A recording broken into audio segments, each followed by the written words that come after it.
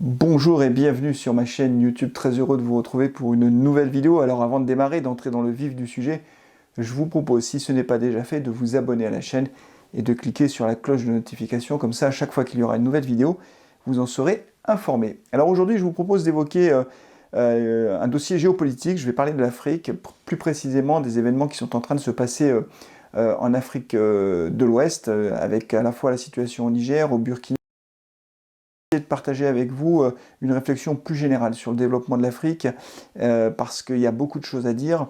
Et voilà, alors je ne sais pas combien de temps durera cette vidéo, mais je pense qu'elle durera un certain temps, parce que j'ai beaucoup de choses à dire, beaucoup de choses à partager également, puisque, et peut-être c'est le premier point que je vais évoquer pour éviter d'avoir des commentaires sous cette vidéo qui pourraient insister ou dire ou sous-entendre que je parle de choses que je ne connais pas, etc. S'il y a bien un sujet que je connais particulièrement bien, c'est l'Afrique, et en particulier l'Afrique de l'Ouest, puisque j'ai vécu 18 ans en Afrique. J'ai vécu 14 ans à Madagascar et après 4 ans au Burkina Faso. Donc je connais extrêmement bien l'Afrique. Alors je ne connais pas toute l'Afrique évidemment, mais j'ai quand même beaucoup voyagé en Afrique. Et je connais bien l'Afrique. J'ai passé 18 ans, j'ai 50 ans, donc vous voyez, c'est à peu près 40% de ma vie, je l'ai passé en Afrique. Donc je peux dire que je connais l'Afrique, pas au sens tel qu'un touriste pourrait dire je la connais en y passant 15 jours ici ou 15 jours là. Non, j'y habitais avec mes parents. Mon père était professeur d'université, coopérant français, et donc j'ai passé donc 14 ans d'abord à Madagascar, et après de 14 à 18 ans, je suis allé au Burkina Faso. Et je connais bien la région, puisque à l'époque, évidemment, on n'avait pas le climat d'insécurité actuel, mais je faisais beaucoup de randonnées à moto, en fait, avec des copains du lycée français, Saint-Exupéry. On se baladait, on partait à moto pour des grandes randonnées. Et donc je connais particulièrement bien la région des Trois Frontières, celle qui aujourd'hui est complètement inaccessible aux touristes, hein, puisque c'est extrêmement dangereux, mais c'est la zone qui est frontalière avec le Niger, le Mali et le Burkina. Donc le Burkina, je vous connais en long, en large et en travers, parce que j'ai signé le Burkina de multiples reprises à moto, que ce soit le sud avec Bobo Dioulasso, avec Banfora, Waïgouya plus au nord, Fana Ngourma, Pau, et puis bien sûr l'extrême nord, donc cette zone des Trois Frontières avec Dori, Gorom Gorom si on monte un peu plus au nord, et puis on passait les frontières, parce qu'en fait les frontières elles sont, quand vous êtes à moto, vous êtes au milieu du Sahel, au milieu du désert, vous passez les frontières comme ça, et donc on allait un coup au Niger, un coup au Mali, pays d'Ogon, avec Mossi, c'est une région qui est exceptionnellement belle en fait. Et c'est vrai qu'à l'époque, nous, j'avais entre 15 ans, quand j'ai commencé à faire ces randonnées, j'avais 15 ans, à moto, on partait avec que des copains, il n'y avait pas d'adultes, hein. 15 ans jusqu'à mes 17 ans. Donc à chaque vacances scolaires, on partait à moto, hein, on rentrait pas en France, on rentrait pas en métropole, on restait au Burkina et on se baladait à moto. Et donc on faisait des bivouacs en fait, hein, on dormait dans le désert. Et donc je connais très bien la région. Et à l'époque, il n'y avait pas de téléphone portable. Que vraiment j'ai pu voir des choses exceptionnelles. Vraiment, ces pays sont extraordinairement beaux.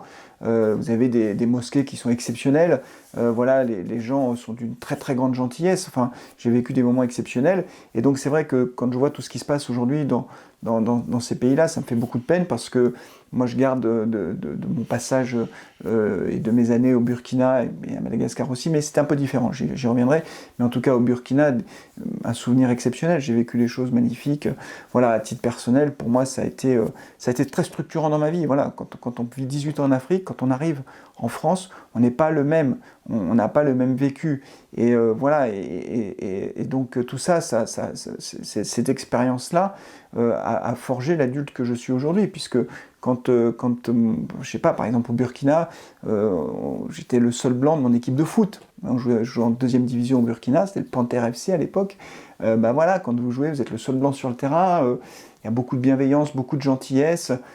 C'était des expériences exceptionnelles. Voilà, alors, à Madagascar, c'était un petit peu différent parce que la situation était plus tendue, et j'expliquerai pourquoi. Mais en tout cas, j'ai vécu des choses qui ont forgé l'adulte que je suis. Madagascar, c'était tout le temps la pénurie. Il n'y avait pas de carburant, on était obligé de faire les files d'attente pour avoir du carburant qui était rationné. On faisait la queue pour avoir du riz, on faisait la queue pour avoir du pain. Il n'y avait rien, tout le temps la pénurie. Il n'y avait pas toujours de l'électricité, il n'y avait pas toujours d'eau. Au Burkina, c'était pareil.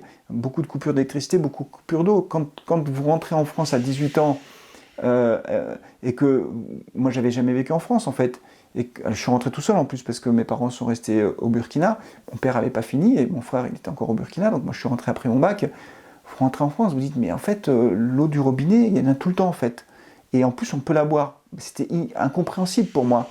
L'électricité, il y a tout le temps de l'électricité en fait. Et ça, tant qu'on n'a pas vécu ça, on ne comprend pas que ces choses qui sont tout à fait banales aujourd'hui en France, mais plus largement en Europe, c'est pas des choses banales pour le monde entier en fait.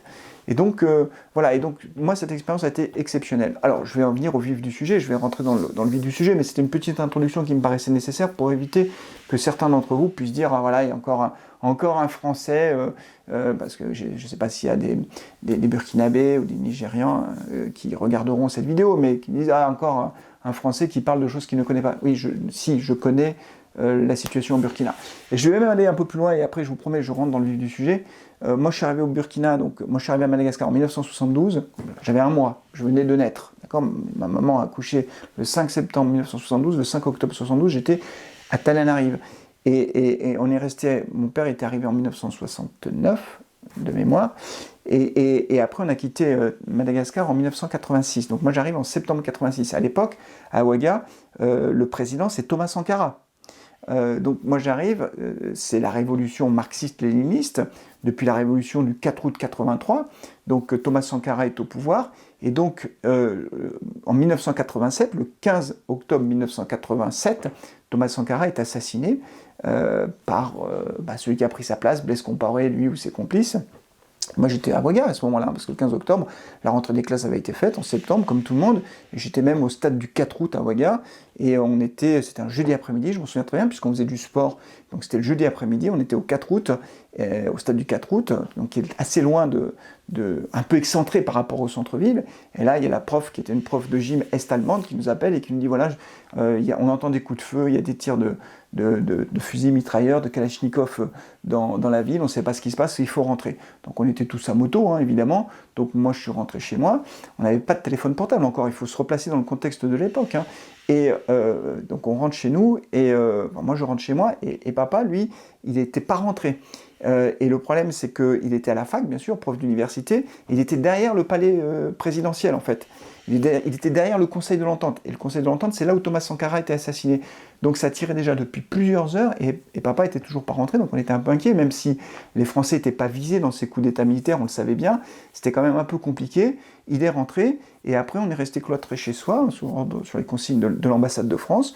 Et en fait, autour de chez nous, on habitait dans un quartier africain, et en fait, autour de chez nous, ça a beaucoup tiré, parce que d'abord, il y avait l'ambassade du Ghana, qui avait plutôt tendance à être loyale à Thomas Sankara, qui était juste à côté de chez nous, et surtout, nous, on habitait à côté d'un ministre, Eugène Dondassé, qui était le ministre de l'économie de Thomas Sankara, et évidemment, tous les anciens ministres de Sankara étaient recherchés et arrêtés. Et donc, le lendemain matin, je m'en souviens très bien, le lendemain matin, le vendredi, en nous levant, on voit des militaires dans notre jardin, armés de Kalachnikov, qui encerclent, non pas notre maison à nous, mais la maison du ministre Dondassé, qui était à côté de chez nous, qui habitait juste à côté de chez nous, et c'est une maison tout à fait modeste, hein, puisque Thomas Sankara avait cette doctrine, il voulait que ses ministres roulent en R5, qu'ils habitent dans des maisons modestes, et qu'ils ne donnent pas le sentiment d'être corrompus, et donc voilà, il était dans une maison tout à fait classique, et donc les militaires encerclent la maison et viennent chercher Eugène Dondassé, qui lui n'était pas là, il était parti se réfugier à l'ambassade du Ghana. Et donc ce qui s'est passé, c'est que les militaires sont partis avec la femme de mémoire, c'était la femme d'Eugène Dondassé et ses enfants. Ils ont laissé un de ses enfants en disant, voilà, tu dis à ton père tant qu'il ne se rendra pas, on ne libérera pas ta mère et tes frères et sœurs. Et donc il allait chercher son père qui était à l'ambassade du Ghana à 100 mètres, et puis 2 heures après, on a vu Eugène Dondassé qui est revenu et qui s'est rendu. Il n'a pas été assassiné, il a été libéré quelques temps plus tard. Je ne sais plus combien de temps après, je dirais une bêtise, mais voilà. Et donc moi j'ai vécu le coup d'État qui a signé l'assassinat de Thomas Sankara. J'ai été à Ouagadougou ce jour-là. Et j'ai vécu donc pendant 1 an La patrie ou la mort nous vaincrons, camarades téléspectateurs, papa c'était le camarade professeur à l'université. Tous les jeudis après-midi il y avait le sport de masse. tout le monde s'arrêtait pour faire du sport, parce que le sport c'est bon pour la santé, donc il y avait une obligation de faire du sport, donc tout le monde descendait dans la rue pour faire du sport.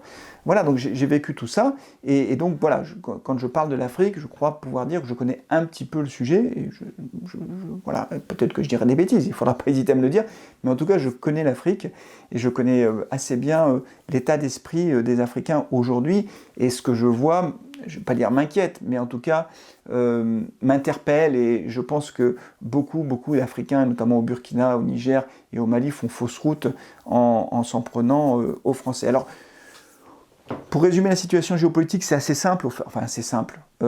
Ce à quoi on assiste là, que ce soit au Burkina avec le capitaine Traoré, que ce soit au Mali ou que ce soit plus récemment au Niger, en fait, on assiste à des coups d'État militaires.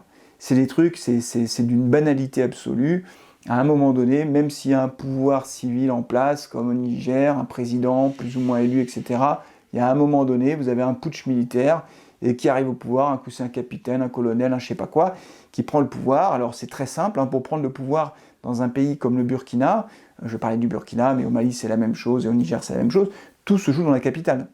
Vous pouvez avoir des réserves. Alors, par exemple, au Burkina, il y avait un casernement, les militaires de Pau, il y avait les commandos de Pau qui étaient dans le sud du pays. Donc, évidemment, si tu prends la capitale, mais que tu n'as pas la caserne des militaires de Pau avec toi, ça peut être compliqué. Ils peuvent monter sur Ouaga. Mais globalement, c'est à Ouaga que ça se passe, à Ouagadougou. Donc, à Ouaga, il faut prendre la radio, il faut prendre la présidence. Celui qui est au pouvoir, il faut soit le tuer, comme ils ont fait avec Thomas Sankara, soit l'arrêter comme ils viennent de le faire au Niger, en le mettant en résidence surveillée ou en prison. Et à partir du moment où vous avez la radio et que vous avez les militaires avec vous, vous avez pris le pouvoir. C'est terminé. Vous annoncez que vous fermez les frontières, voilà, et puis vous prenez le pouvoir et c'est terminé. Donc les militaires, en fait, pour les militaires, même si les armées ne sont pas très puissantes, c'est, je ne veux pas dire extrêmement facile, mais en tout cas, les putschs comme ça, les putschs militaires, c'est hyper banal. Je vous dis, moi, il y a 40 ans, j'en ai vécu un, et voilà, c'est pas très compliqué. Donc c'est d'une banalité absolue. Thomas Sankara avait fait ça, enfin en tout cas il était arrivé au pouvoir, non pas directement comme ça parce qu'il avait été emprisonné avant, mais en tout cas, voilà, un jeune capitaine qui arrive au pouvoir et qui montre qu'il va redonner le pouvoir au peuple. Bon, c'est un récit qui est assez classique. Et d'ailleurs le capitaine Traoré, là au Burkina, il se donne un peu des airs de Sankara, c'est intéressant d'ailleurs, ils ont réhabilité Thomas Sankara, c'est la figure emblématique de la jeunesse panafricaine aujourd'hui qui voit dans le capitaine Sankara le héros de la résistance au néocolonialisme.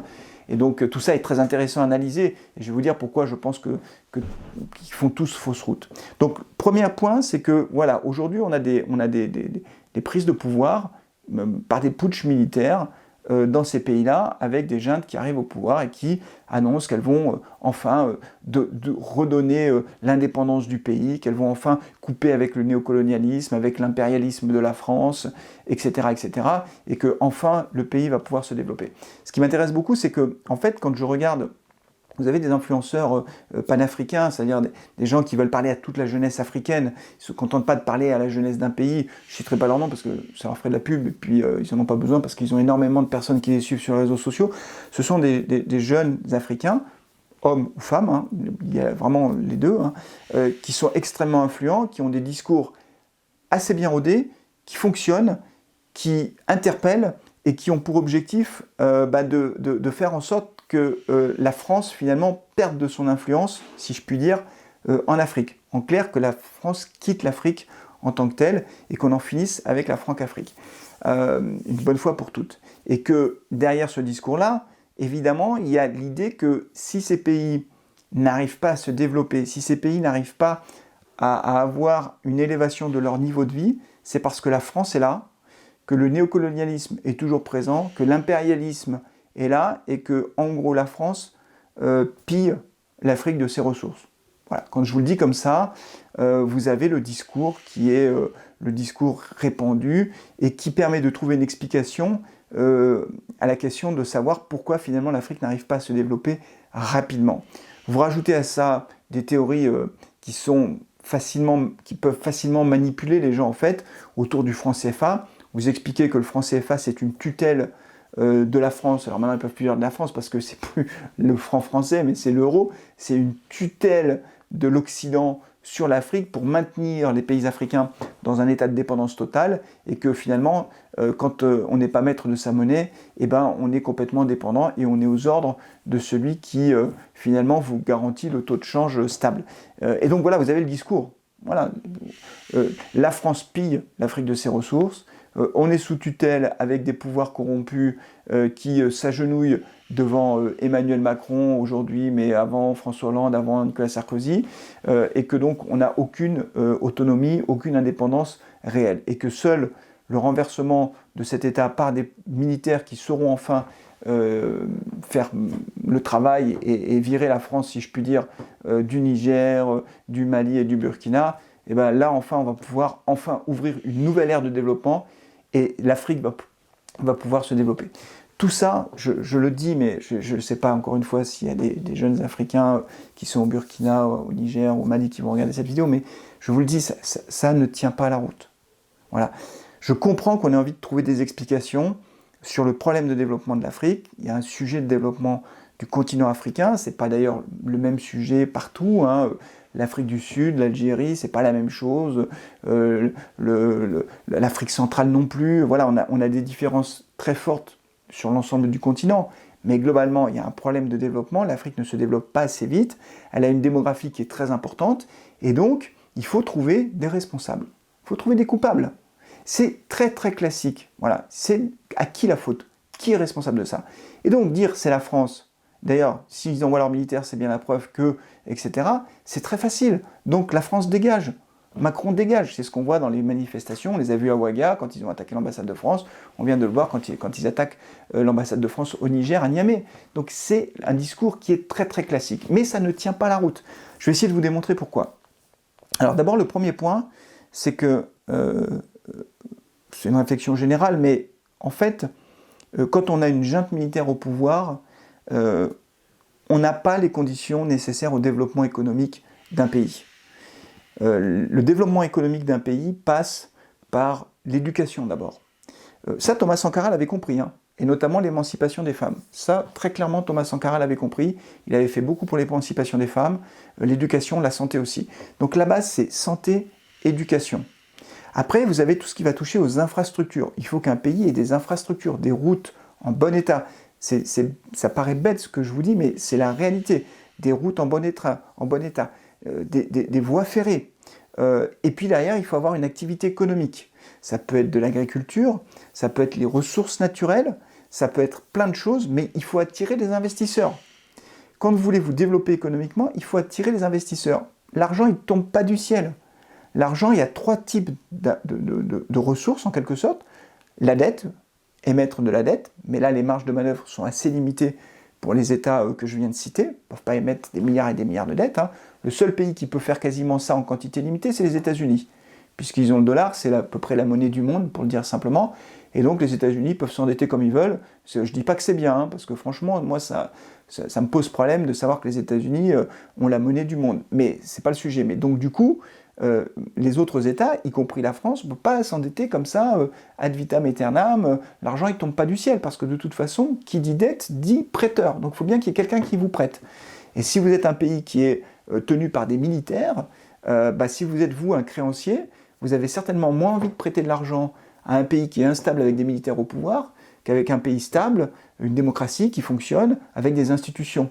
Voilà, donc le premier point, c'est la dette, mais c'est compliqué de lever de la dette pour ces pays avec des régimes instables et des régimes militaires. La deuxième source d'investissement possible pour les pays, pour les investissements dans les structures, ça va être l'autofinancement. Au-delà de la dette, c'est l'autofinancement. Là aussi, les ressources sont très limitées, en fait, pour ces pays-là. Parce que ce ne sont pas des pays qui sont très riches, qui ont des difficultés à lever de l'impôt, en réalité, c'est compliqué, il n'y a pas de ressources fiscales très importantes, et donc les ressources propres sont assez faibles et ne permettent pas de financer des gros investissements.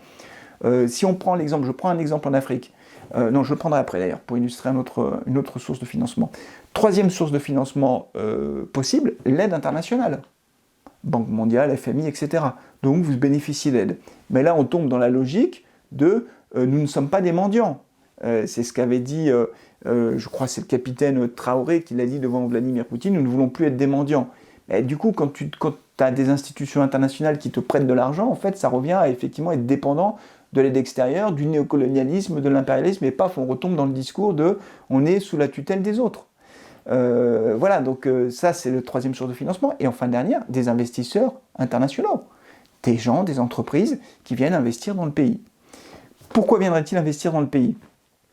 Parce qu'ils pensent qu'il y a moyen de faire du business, de gagner de l'argent. Une grande entreprise, elle ne va pas investir dans votre pays si elle ne pense pas gagner de l'argent. Elle ne va pas investir au Burkina pour faire plaisir au Burkina.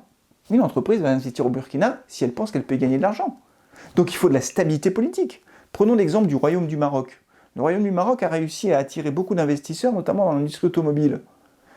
Du côté de Tanger, les usines Stellantis, Renault, ils fabriquent des Dacia, etc. Donc ça fait venir beaucoup d'entreprises, des équipementiers, des sous-traitants. Il y a beaucoup d'investissements. Mais les entreprises qui investissent à Tanger, elles ne le font pas pour les beaux yeux du roi du Maroc. Hein. Elles le font parce qu'elles pensent qu'elles vont gagner de l'argent. Parce que c'est positionné d'un point de vue stratégique tout proche de l'Europe, que le royaume est stable politiquement, et qui se disent que s'ils mettent des milliards sur la table pour construire les usines, ils vont pouvoir avoir le retour sur investissement. Moi, je me souviens très bien au Burkina, j'ai un copain, je tairai son nom, mais dont le père tenait un hôtel au Burkina. Donc c'était un Français qui tenait un hôtel, voilà, il tenait un hôtel avec beaucoup de chambres. Et donc il m'expliquait, et pourtant j'étais pas grand à l'époque, j'avais 15-16 ans, mais j'ai compris la mécanique. En fait, il faisait en sorte qu'il payait toutes ses charges, hein, il payait tout ce qu'il devait à l'État burkinabé, les impôts, etc.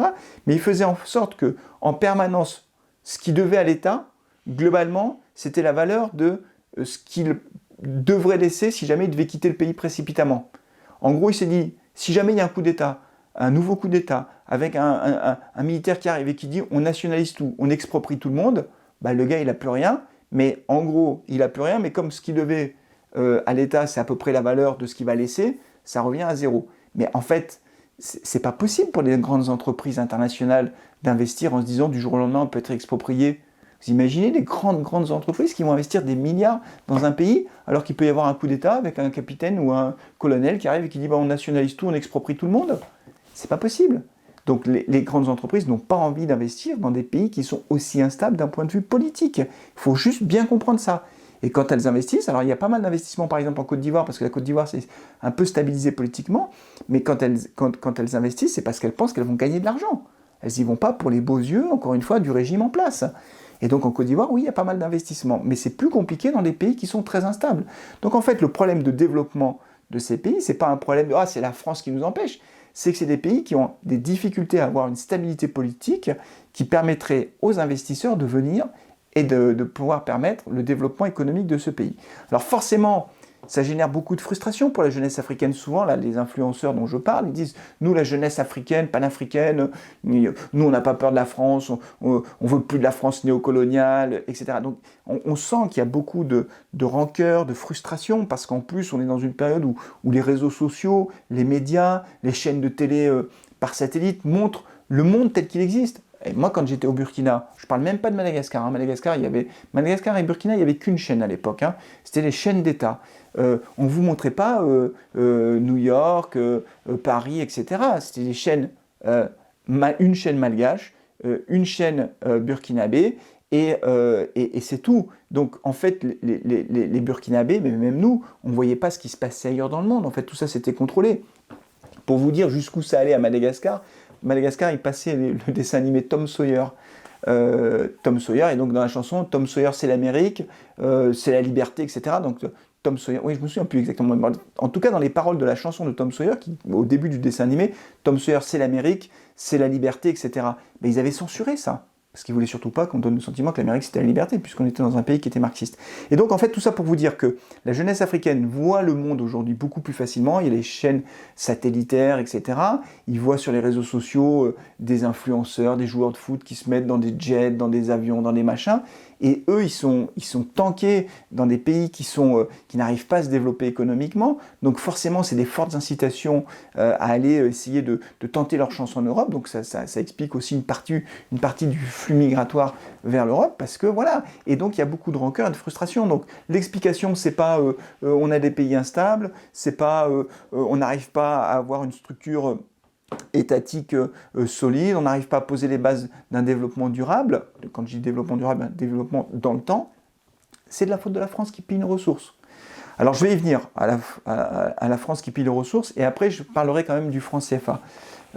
Pourquoi ça aussi c'est une bêtise invraisemblable de dire que c'est à cause du franc CFA, c'est une très très grande bêtise que de dire cela. Alors les ressources. Alors, les ressources au Burkina, pardon de vous le dire, hein, mais au Burkina il n'y a pas de ressources naturelles. Hein. Enfin, il y a peut-être quelques mines d'or et qui ne sont pas exploitées par des groupes français. Hein. Il n'y a pas de groupe minier français. Voilà, il n'y a pas de, c'est plutôt des groupes australiens, etc. Mais donc Burkina, on n'exploite rien du tout. Au Mali, on n'exploite rien du tout. Je ne sais pas ce qu'on pille du coup. Hein. Faut me le dire ce qu'on pille. Alors bien sûr, on cite le Niger, l'uranium du Niger. Oui, c'est vrai que la France, sur ces 20 dernières années, pour ses centrales nucléaires, elle a besoin de 8000 tonnes d'uranium par an et que 20% de ses approvisionnements se font via le Niger. Mais plusieurs remarques. D'abord, la place du Niger dans la production mondiale d'uranium a beaucoup reculé. Aujourd'hui, je crois que c'est 4 ou 5% de la production mondiale. Donc le Niger est devenu un acteur tout à fait mineur au niveau mondial en matière de production d'uranium, loin derrière le Kazakhstan, le Canada, je crois même qu'il y a un pays d'Afrique qui est passé devant, l'Australie, etc. Et qu'au fond, si demain la France dégage du Niger comme il le souhaite, franchement, c'est pas une bonne nouvelle, hein, mais c'est pas un gros problème non plus, hein, parce qu'on a diversifié nos sources de financement. Donc, souvenez-vous, quand la guerre en Ukraine a démarré, on a dit, oh là là, l'Allemagne, tout le gaz allemand arrive de Russie, ils n'auront pas de gaz cet hiver, ils ne pourront pas se chauffer, ils vont tous avoir froid, etc. Il ne s'est rien passé. Je veux dire, les marchés mondiaux aujourd'hui font qu'il y a toujours possibilité de s'approvisionner autrement. Donc, ouais, on va quitter le Niger, bah, c'est pas grave. Franchement, c'est pas grave. Ce sera quelqu'un d'autre qui va l'exploiter, peut-être Wagner, peut-être les Russes. Après, la vraie question, derrière ça, c'est quel résultat pour le Mali, pour le Niger. Quand on regarde aujourd'hui les sociétés d'exploitation qui exploitent les mines, de mémoire, il y a 3 mines d'uranium au Niger, il y en a 2 qui sont en voie d'extinction, qui ont été beaucoup exploitées pendant 40 ans, donc il y a peu de ressources. Il y en a une qui est en exploitation avec Orano, ex-Areva. Mais en fait, les sociétés d'exploitation, c'est pas que la France, hein. C'est-à-dire que la société d'exploitation, elle est détenue, je crois, 55% par l'État français, par Orano par exemple, pardon, mais directement l'État français, et 33% par le Niger. Il y a 10% pour la Corée, je crois. Mais donc en fait, déjà, c'est pas la France qui arrive. Parce que quand on dit paye les ressources, on a l'impression que la France arrive, elle se sert, et elle part, et elle paye rien. Et elle garde tout pour elle. Ça marche pas comme ça, hein. Et heureusement d'ailleurs. Pas comme ça que les choses fonctionnent. Quand un État a des ressources naturelles, que ce soit du pétrole ou de l'uranium, ben, l'État va fixer ses conditions d'exploitation, et il va passer par des sociétés qui vont exploiter et revendre finalement la ressource naturelle. Et aujourd'hui, ces sociétés d'exploitation, elles sont détenues pour un tiers par l'État du Niger. Donc c'est pas la France qui arrive, qui se sert et qui part comme un voleur avec le sac à dos d'uranium sur le dos. C'est complètement pipeau. Et si demain, c'est plus la France, bah, ce sera une société chinoise, ce sera une société russe, pas de problème. Mais ils feront la même chose. Faut pas croire que du jour au lendemain, vous allez vous retrouver avec des milliards et des milliards de dollars supplémentaires pour le Niger, parce que la France, elle pille les ressources et que la Russie sera beaucoup plus gentille et la Chine beaucoup plus gentille. Ils font du business aussi. Voilà. Et donc, il y a des cours mondiaux, et donc, bah, à un moment donné, si vous voulez, vous pouvez faire ce que vous voulez, mais si vous espérez quelque chose qui est complètement hors marché, bah, vous n'y arriverez pas. C'est-à-dire que si vous espérez plus de recettes, de ressources que ce que permet le marché mondial, vous n'y arriverez pas. D'ailleurs, à ce titre, quand même, je vous invite à réfléchir à ce point-là. Le fait d'avoir des ressources naturelles, ce n'est pas la garantie de la prospérité, de l'enrichissement général, hein, parce qu'il y a beaucoup de pays dans le monde où il y a des ressources naturelles considérables, avec des peuples qui sont considérablement pauvres. Hein. En Afrique centrale, et là c'est pas la France, hein, c'est plutôt la Chine qui va aller exploiter le cobalt en Afrique centrale. J'ai pas l'impression que ça bénéficie à l'ensemble des populations de ces pays-là. Je vous donne un autre exemple, le Venezuela qui a les premières réserves mondiales de pétrole. Le Venezuela est assis sur un tas d'or en fait. Donc le Venezuela, lui c'est pas l'impérialisme, hein, c'est pas le néocolonialisme. Hugo Chavez, il a viré tout le monde, hein. Il a dit on nationalise tout, c'est tout pour nous. Voilà, alors c'est peut-être le scénario rêvé de la jeunesse panafricaine, de dire on va tout garder pour nous. C'est ce qu'a fait Hugo Chavez. Il a dit on nationalise tout, on vire les Total, on vire les Shell, les ExxonMobil, etc. Et on va exploiter notre pétrole. Résultat des courses, effondrement de la production de pétrole. Résultat des courses, ils ont même été à un moment donné obligés d'en importer. Mais pourquoi ? Parce qu'en fait, avoir des ressources naturelles, c'est bien, mais ça ne suffit pas. Encore faut-il aller les exploiter, les chercher. Il faut aller chercher le pétrole.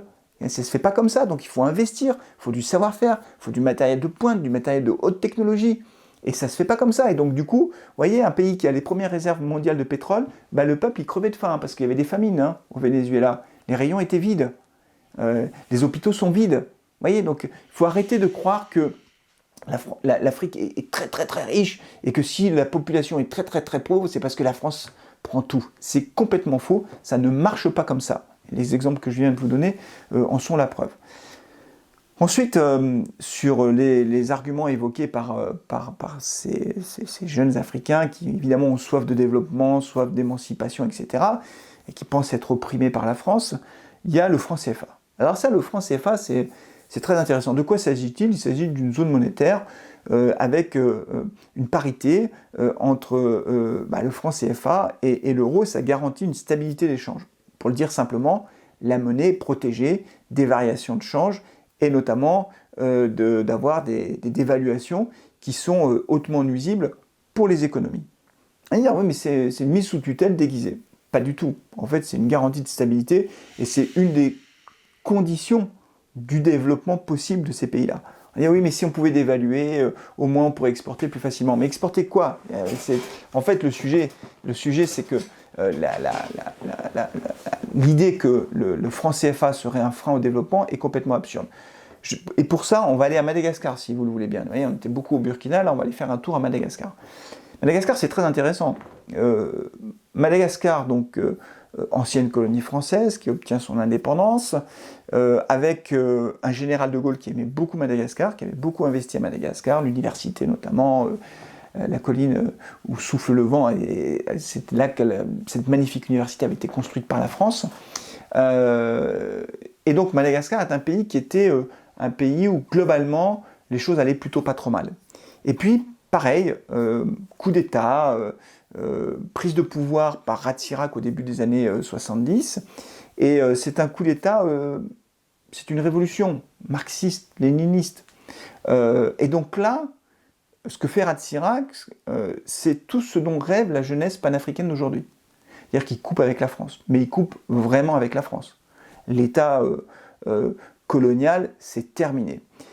Et donc ce qu'il fait, il sort de la zone franc, en 1973. Voilà, il fait ce qu'attendent la jeunesse africaine. Et donc moi j'invite les jeunes Africains qui ne rêvent que de ça, à ouvrir un livre d'histoire et à regarder ce qui s'est passé à Madagascar. Est-ce que la sortie de la zone franc a été une source de prospérité pour le peuple malgache?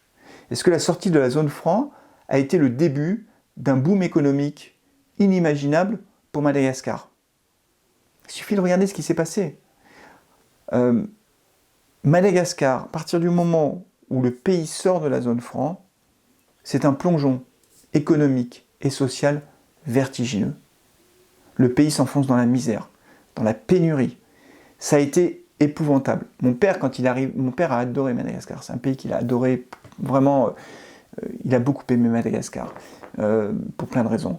Il en est parti en 86, après avoir passé 18 ans à Madagascar, mais écœuré d'avoir vu ce pays s'enfoncer dans la misère, les gens qui meurent de faim, quoi.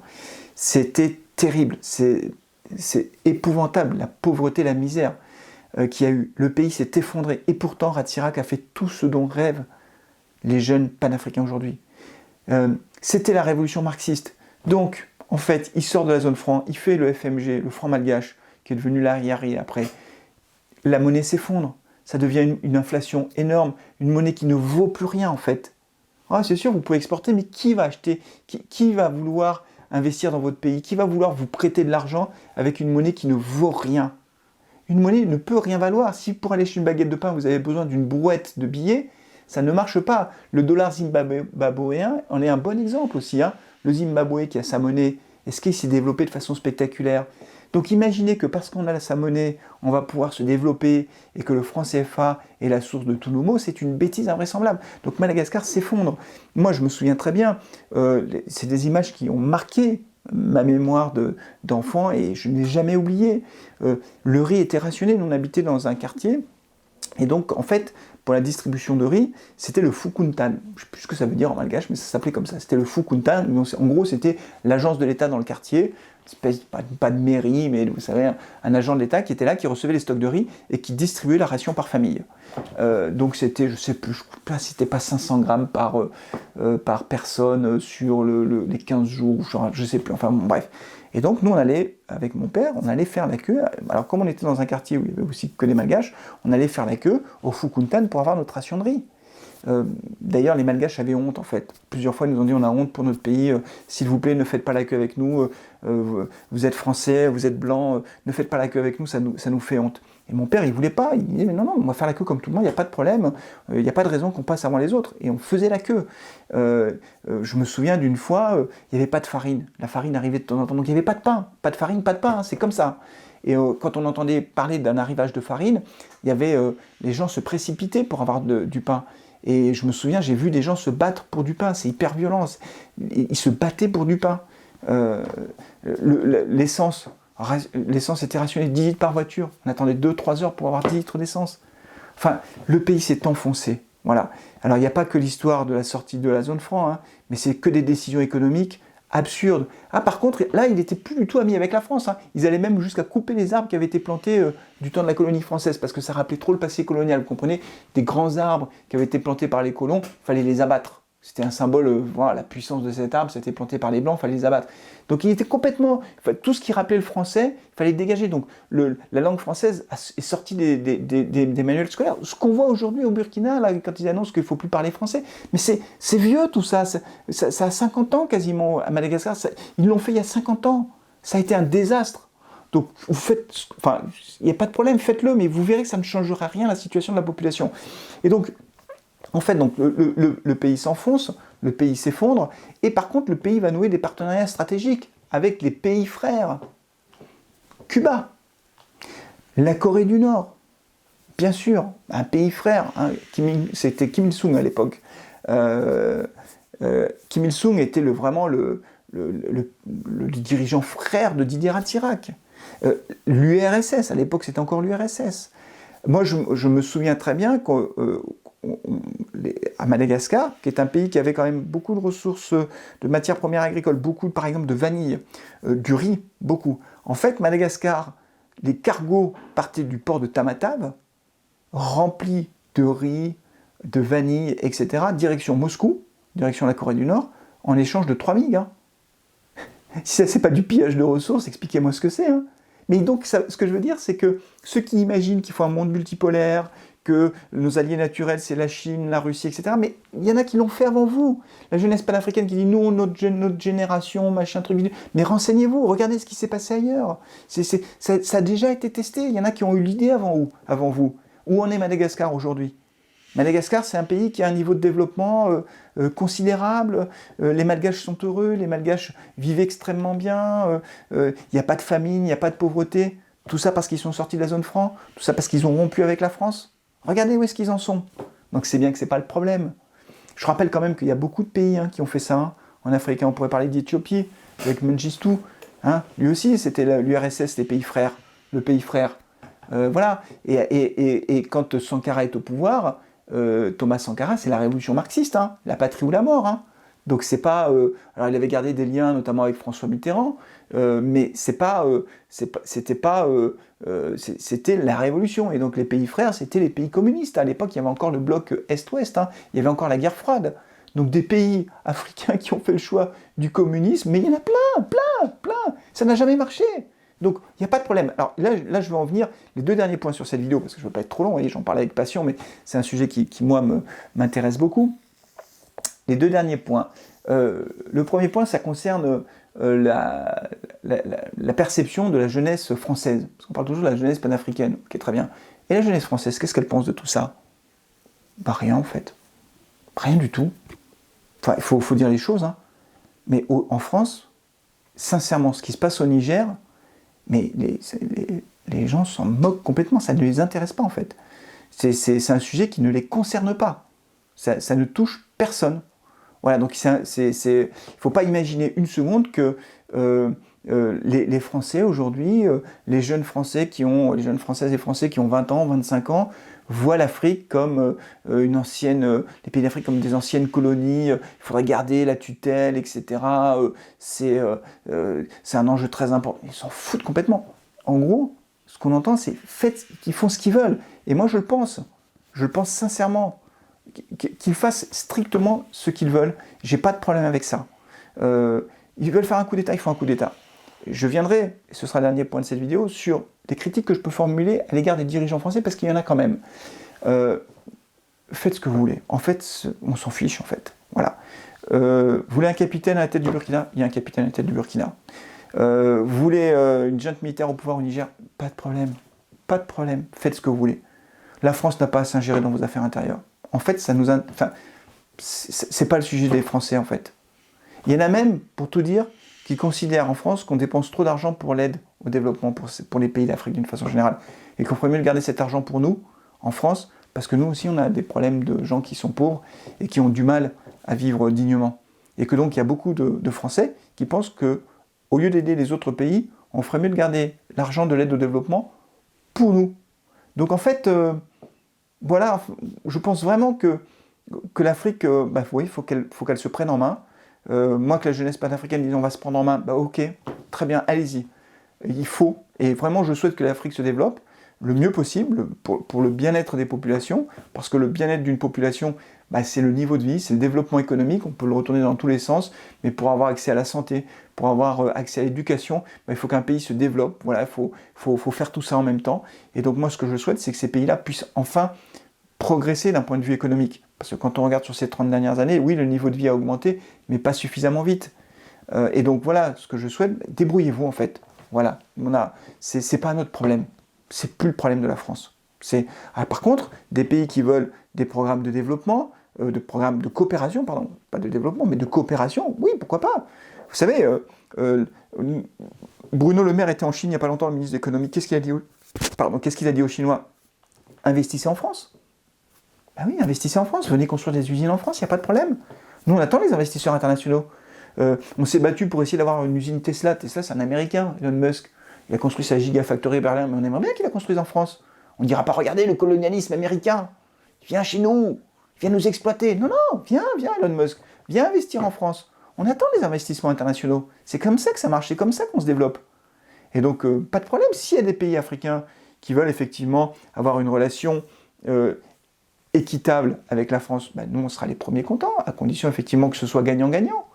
Mais il n'y a pas de problème pour sortir des pays qui veulent plus de la France. Honnêtement, on quitte le Niger, c'est pas grave. Hein. On quitte le Burkina, c'est pas grave. Hein.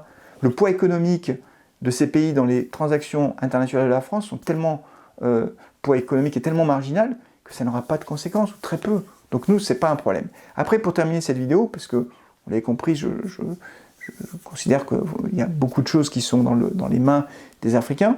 Je crois aussi qu'on a un problème en France, quand même, d'une façon générale, c'est qu'on a des dirigeants français qui ne connaissent pas l'Afrique, en fait. C'est quand même un problème, qui ne connaissent pas l'Afrique. Je pense que Nicolas Sarkozy ne connaissait pas l'Afrique, je pense que François Hollande non plus, Emmanuel Macron, je n'en parle pas. Chirac peut-être un peu plus, il avait plus cette sensibilité, notamment avec tous les arts premiers qu'il aimait beaucoup, du respect de la culture des autres. Mitterrand peut-être aussi un peu plus, même si c'était un peu tonton, quoi. C'était un peu, on était déjà dans une relation qui était un petit peu différente.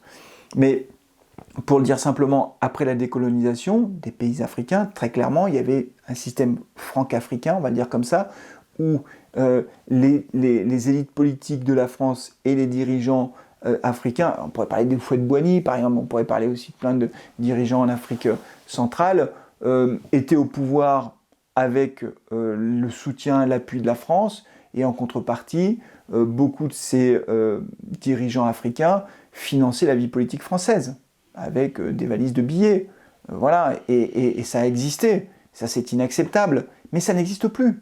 Ce qu'il faut bien comprendre, là aussi je pense que du côté de la jeunesse africaine, il y a une méconnaissance de ce changement qu'il y a eu en France. Ça a été vrai pendant très très longtemps parce que le financement de la vie politique française n'était pas cadré. Et qu'en gros, un parti politique qui devait se financer, soit il avait des ressources qui pouvaient provenir d'Afrique, avec la corruption que j'évoquais à l'instant, soit il demandait aux entreprises des dessous de table je suis maire d'une commune, tu veux construire un immeuble, bah, combien tu me donnes pour que je te délivre le permis de construire? Et tu me donnes ça en liquide, une valise de billets. Et c'est comme ça que la vie politique s'est financée pendant des décennies. Mais ça, c'est terminé, puisque le financement de la vie politique a changé. Maintenant, c'est un financement public, avec des règles. Tu fais tant de voix aux législatives, tu as droit à tant d'euros. Tu as tant de parlementaires, tu as droit à tant d'euros par... En fait, les partis politiques français sont financés par l'argent public, et ils n'ont plus besoin d'aller avoir de l'argent de la corruption, des dessous de table ou des détournements de fonds. Donc ça, c'est fini. Cette Franc-Afrique, du temps de Focard, etc., c'est fini, ça n'existe plus. Ça n'est plus possible. Il n'y a pas de valise de billets qui transite entre la France et l'Afrique, ou alors si ça arrive, c'est très marginal, ça va être un cadre d'une entreprise qui est corrompue, etc. En tout cas, dans ce sens-là, ça ne marche pas. Ce que je ne sais pas aujourd'hui, c'est si ça ne marche pas dans l'autre sens. C'est-à-dire s'il n'y a pas encore des enrichissements personnels de dirigeants africains qui, en contrepartie de concessions sur l'exploitation d'un gisement d'hydrocarbures, ne demandent pas des pots de vin en échange. Ça, c'est possible que ça existe encore, mais là, pour le coup, c'est plutôt du côté des Africains. C'est-à-dire que c'est un dirigeant africain qui demande, qui se fait corrompre en quelque sorte pour pouvoir donner l'autorisation d'exploiter telle ou telle ressource naturelle. Mais dans le sens inverse, c'est fini. Il n'y a plus l'argent qui finance la politique française, l'argent africain. C'est terminé, ça n'existe plus. Ça, il faut bien vous le mettre en tête. Donc, mais malgré tout, pendant des décennies, il y a eu quand même ce sentiment que la France était un peu la tutelle africaine. Donc ça a existé. Vraiment, ça a existé. Et ça, c'est pas bien, évidemment, mais c'est fini. Après, dernier point, c'est quand je reviens aux dirigeants. Franchement, il y a eu des erreurs, hein. Le discours de Dakar de Sarkozy, l'homme africain n'est pas rentré dans l'histoire. Mais qu'est-ce que ça veut dire de dire ça? C'est inacceptable de tenir des propos pareils. Mais t'es qui pour... Nicolas Sarkozy, t'es qui pour dire ça là, à toute l'Afrique? C'est cracher la figure des Africains. C'est inacceptable.